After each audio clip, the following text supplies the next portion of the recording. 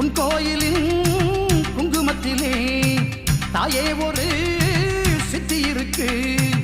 உன் கோயிலின் மந்திரத்திலே ஏதோ ஒரு சக்தி இருக்கு.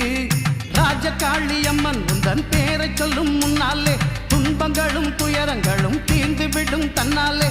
மண்ணை நம்பி இருக்குதம்மா வேறு, இங்கு உன்னை நம்பி இருக்குதம்மா ஊரு. நடந்து வராரு சண்டிகர் ஐயா வராரு, நடந்து வராரு சண்டிகர் ஐயா வராரு, நடந்து வராரு சண்டிகர்